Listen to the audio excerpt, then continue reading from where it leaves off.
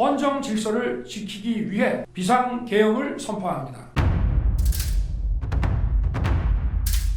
비상계엄 해제 요구 결의안은 가결되었음을 선포합니다.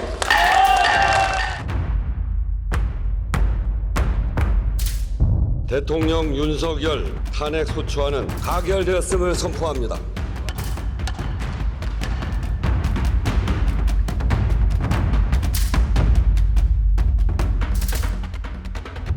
주문, 피청구인 대통령 윤석열을 파면한다. 지금부터 2024 헌납 8 대통령 윤석열 탄핵 사건에 대한 선고를 시작하겠습니다. 먼저 적법 요건에 관하여 살펴보겠습니다. 이 사건 계엄 선포가 사법심사의 대상이 되는지에 관하여 보겠습니다. 고위공직자의 헌법 및 법률 위반으로부터 헌법 질서를 수호하고자 하는 탄핵 심판의 취지를 고려하면 이 사건 계엄 선포가 고도의 정치적 결단을 요하는 행위라 하더라도 그 헌법 및 법률 위반 여부를 심사할 수 있습니다. 국회 법사의 조사 없이 이 사건 탄핵 소추안을 의결한 점에 대하여 보겠습니다. 헌법은 국회의 소추 절차를 입법에 맡기고 있고 국회법은 법사위 조사 여부를 국회의 재량으로 규정하고 있습니다. 따라서 법사위의 조사가 없었다고 하여 탄핵 소추 의결이 부적법하다고 볼 수 없습니다. 이 사건 탄핵 소추안의 의결이 일사부재의 원칙에 위반되는지 여부에 대해서 보겠습니다. 국회법은 부결된 안건을 같은 회기 중에 다시 발의할 수 없도록 규정하고 있습니다. 피청구인에 대한 1차 탄핵 소추안이 제418회 정기회 회기에 투표 불성립되었지만 이 사건 탄핵 소추안은 제419회 임시회 회기 중에 발의되었으므로 일사부재의 원칙에 위반되지 않습니다. 한편 이에 대해서는 다른 회기에도 탄핵 소추안의 발의 횟수를 제한하는 입법이 필요하다는 재판관 정형식의 보충 의견이 있습니다. 이 사건 계엄이 단시간 안에 해제되었고 이로 인한 피해가 발생하지 않았으므로 보호 이익이 험결되었는지 여부에 대해서 보겠습니다. 이 사건 계엄이 해제되었다고 하더라도 이 사건 계엄으로 인하여 이 사건 탄핵 사유는 이미 발생하였으므로 심판의 이익이 부정된다고 볼 수 없습니다.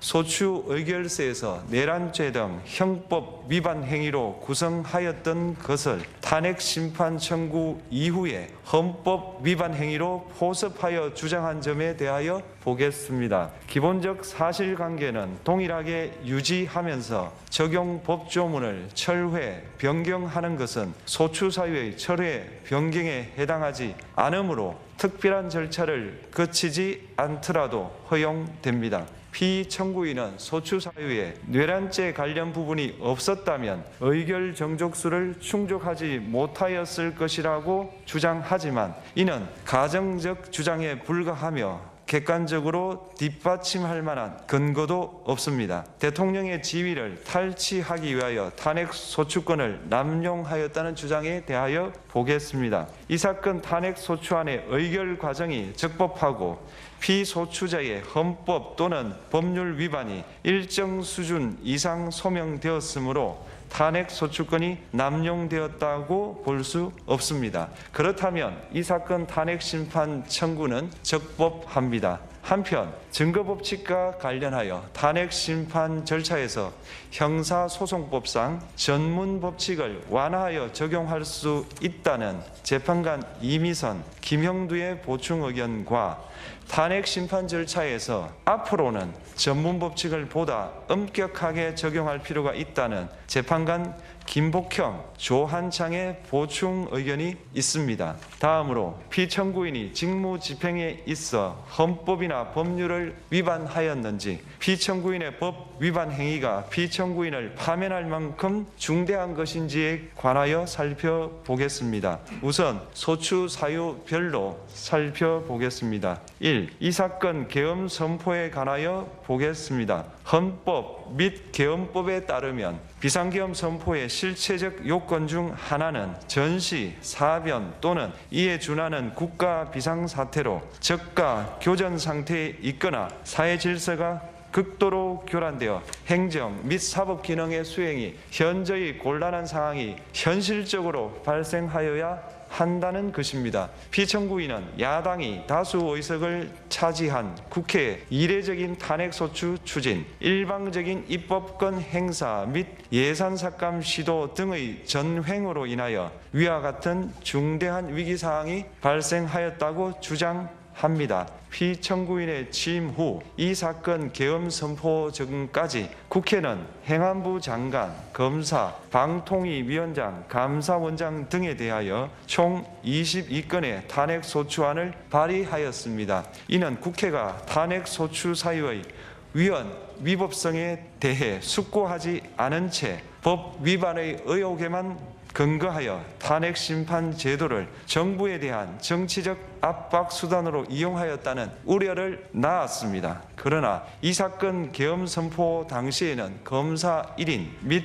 방통위위원장에 대한 탄핵심판 절차만이 진행 중이었습니다. 피청구인이 야당이 일방적으로 통과시켜 문제가 있다고 주장하는 법률안들은 피청구인이 제의를 요구하거나 공포를 보류하여 그 효력이 발생되지 않은 상태였습니다. 2025년도 예산안은 2024년 예산을 집행하고 있었던 이 사건 계엄 선포 당시 상황에 어떠한 영향을 미칠 수 없고 위 예산안에 대하여 국회 예결특위의 의결이 있었을 뿐 본회의의 의결이 있었던 것도 아닙니다. 따라서 국회의 탄핵소추, 입법, 예산안 심의 등의 권한 행사가 이 사건 계엄 선포 당시 중대한 위기 상황을 현실적으로 발생시켰다고 볼 수 없습니다. 국회의 권한 행사가 위법, 부당하더라도 헌법재판소의 탄핵 심판, 피청구인의 법률안 제의 요구 등 평상시 권력 행사 방법으로 대처할 수 있으므로 국가 긴급권의 행사를 정당화할 수 없습니다. 피청구인은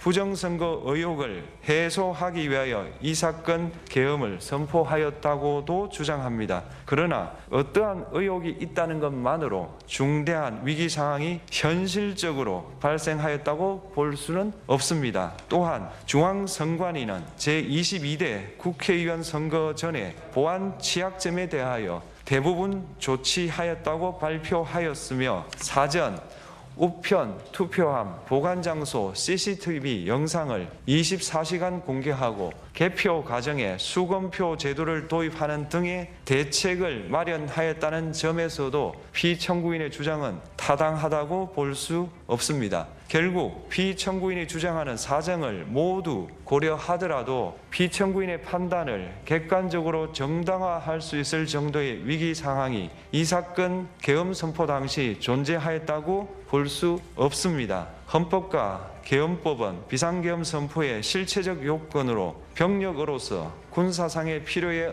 응하거나 공공의 안정질서를 유지할 필요와 목적이 있을 것을 요구하고 있습니다. 그런데 피청구인이 주장하는 국회의 권한 행사로 인한 국정마비 상태나 부정선거 의혹은 정치적, 제도적, 사법적 수단을 통하여 해결하여야 할 문제이지 병력을 동원하여 해결할 수 있는 것이 아닙니다. 피청구인은 이 사건 계엄이 야당의 전횡과 국정위기 상황을 국민에게 알리기 위한 경고성 계엄 또는 호소형 계엄이라고 주장하지만 이는 계엄법이 정한 계엄 선포의 목적이 아닙니다. 또한 피청구인은 계엄 선포에 그치지 아니하고 군경을 동원하여 국회의 권한 행사를 방해하는 등의 헌법 및 법률 위반 행위로 나아갔으므로 경고성 또는 호소형 계엄이라는 피청구인의 주장을 받아들일 수 없습니다. 그렇다면 이 사건 계엄 선포는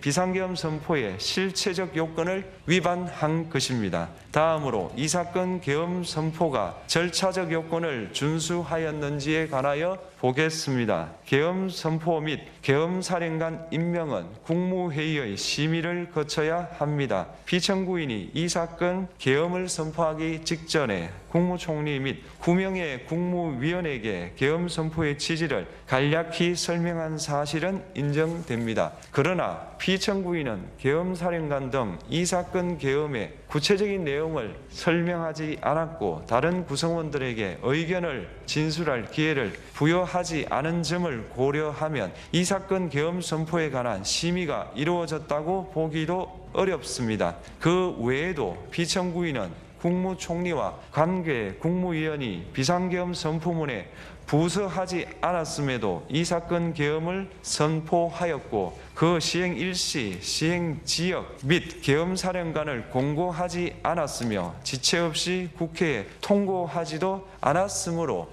헌법 및 계엄법이 정한 비상계엄 선포의 절차적 요건을 위반하였습니다. 2. 국회에 대한 군경 투입에 관하여 보겠습니다. 피청구인은 국방부 장관에게 국회에 군대를 투입할 것을 지시하였습니다. 이에 군인들은 헬기 등을 이용하여 국회 경내로 진입하였고 일부는 유리창을 깨고 본관 내부로 들어가기도 하였습니다. 피청구인은 육군 특수전 사령관 등에게 의결 정족수가 채워지지 않은 것 같으니 문을 부수고 들어가서 안에 있는 인원들을 끄집어내라 는 등의 지시를 하였습니다. 또한 피청구인은 경찰청장에게 계엄사령관을 통하여 이 사건 포고령의 내용을 알려주고 직접 6차례 전화를 하기도 하였습니다. 이에 경찰청장은 국회 출입을 전면 차단하도록 하였습니다. 이로 인하여 국회로 모이고 있던 국회의원들 중 일부는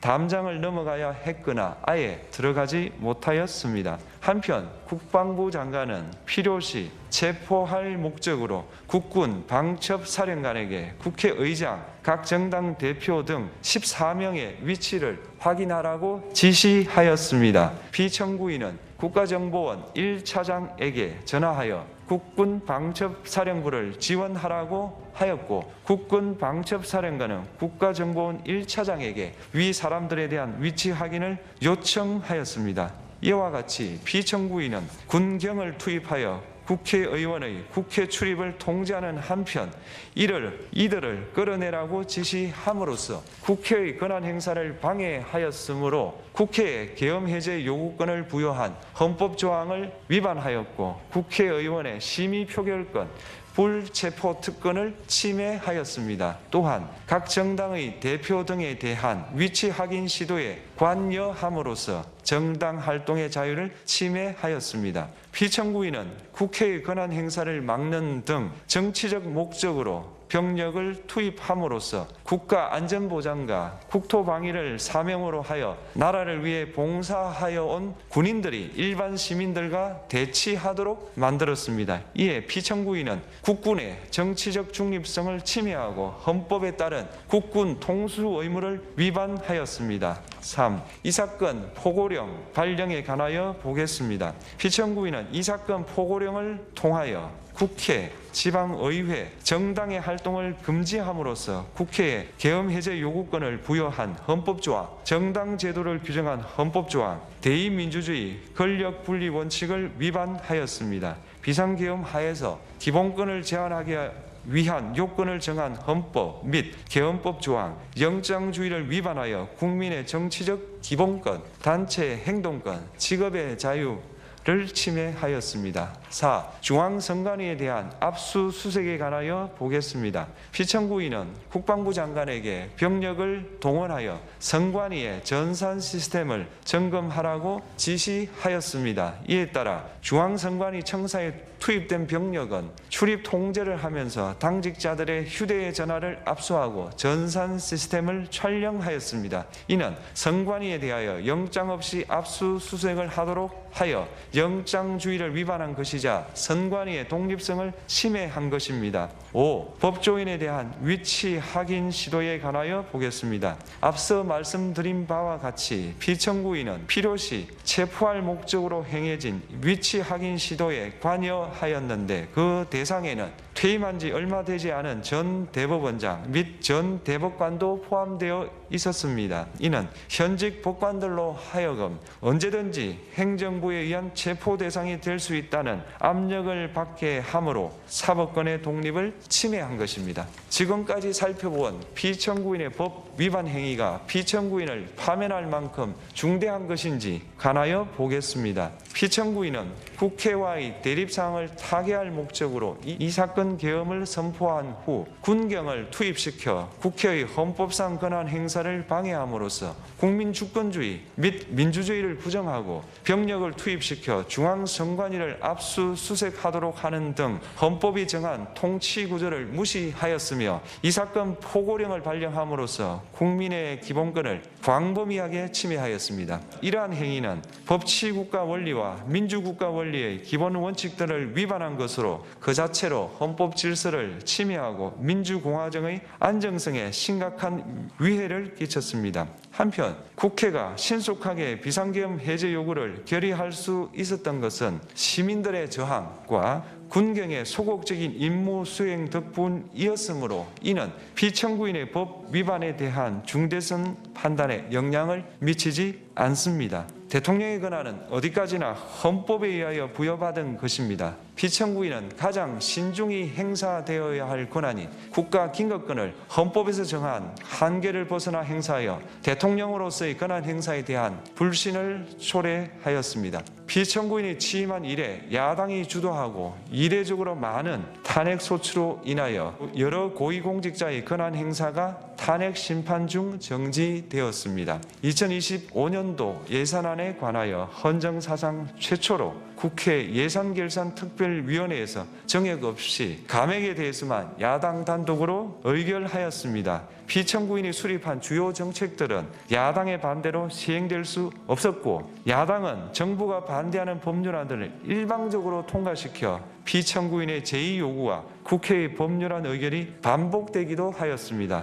그 과정에서 피청구인은 야당의 전횡으로 국정이 마비되고 국익이 현저히 저해되어 가고 있다고 인식하여 이를 어떻게든 타개하여야만 한다는 막중한 책임감을 느끼게 되었을 것으로 보입니다. 피청구인이 국회의 권한 행사가 권력 남용이라거나 국정 마비를 초래하는 행위라고 판단한 것은 정치적으로 존중되어야 합니다. 그러나 피청구인과 국회 사이에 발생한 대립은 일방의 책임에 속한다고 보기 어렵고 이는 민주주의 원리에 따라 해소되어야 할 정치의 문제입니다. 이에 관한 정치적 견해의 표명이나 공적 의사결정은 헌법상 보장되는 민주주의와 조화될 수 있는 범위에서 이루어져야 합니다. 국회는 소수 의견을 존중하고 정부와의 관계에서 관용 그리고 자제를 전제로 대화와 타협을 통하여 결론을 도출하도록 노력하였어야 합니다.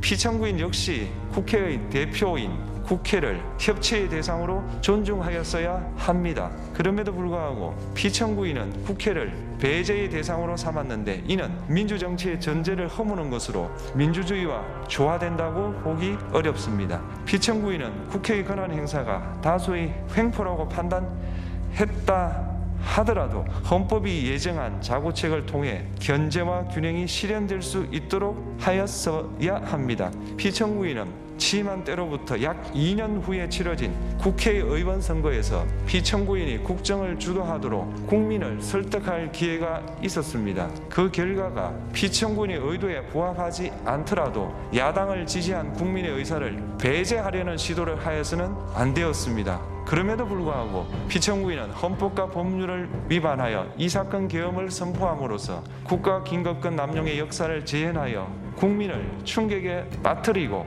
사회, 경제, 정치, 외교 전반 전 분야의 혼란을 야기하였습니다. 국민 모두의 대통령으로서 자신을 지지하는 국민을 초월하여 사회 공동체를 통합시켜야 할 책무를 위반하였습니다. 군경을 동원하여 국회 등 헌법기관의 권한을 훼손하고 국민의 기본적 인권을 침해함으로써 헌법소의 책무를 저버리고 민주공화국의 주권자인 대한국민의 신임을 중대하게 배반하였습니다. 결국 피청구인의 위법 행위는 국민의 신임을 배반한 것으로 헌법 소호의 관점에서 용납될 수 없는 중대한 법 위반 행위에 해당합니다. 피청구인의 법 위반 행위가 헌법 질서에 미친 부정적 영향과 파급 효과가 중대하므로 피청구인을 파면함으로써 얻는 헌법 소호의 이익이 대통령 파면에 따르는 국가적 손실을 압도할 정도로 크다고 인정됩니다. 이에 재판관 전원의 일치된 의견으로